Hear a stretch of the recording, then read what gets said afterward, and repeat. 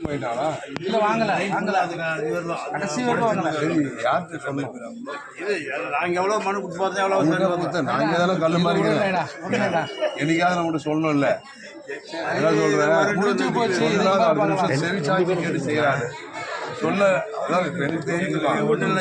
எங்களுக்கு வரணும் இல்லை வந்துட்டு ஆட்சி வந்து முதல் வேலை பண்ணி கொடுக்குறோம். நான் இருந்து மட்டும் எங்க இடமா அது ஸ்லம்போட இடம் தானே. சும்மா பாரு, நீதான் பாக்கணும். படிக்கல மருமகளை கேட்டு தெரிஞ்சுக்க.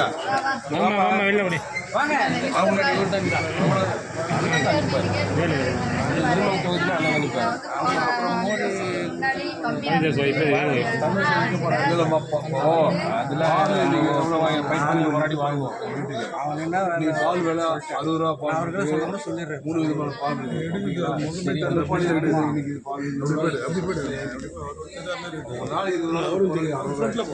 வருஷத்துக்கு 7,000 ரூபாய் 5 வருஷத்துக்கு 37,000.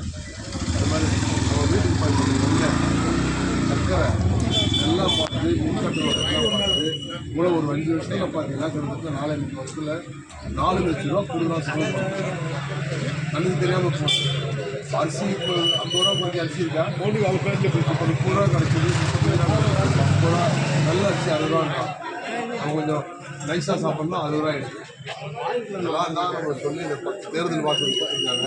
எல்லாம் உங்கள்கிட்ட கேட்டு 2,000 குடும்பத் தலைவர் 2,000 கொடுக்குறதா வாக்கு. அதே மாதிரி முதியோர் உதவித்தொகை 2,000 கொடுத்துருக்காங்க.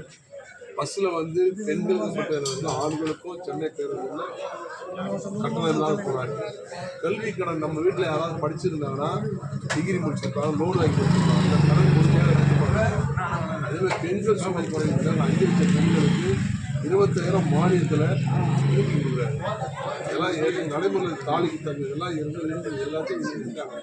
அதனால அவங்க நேரடியாக பார்த்து நினைவுபடுத்தி, ஏன்னா நம்ம வீட்டில் ஒரு சம்பவம் நிகழ்ச்சி தான் ஒரு மாதிரி நடந்துருக்கு வந்துடும் கூடாதுன்னு தான் வந்துருக்கும்.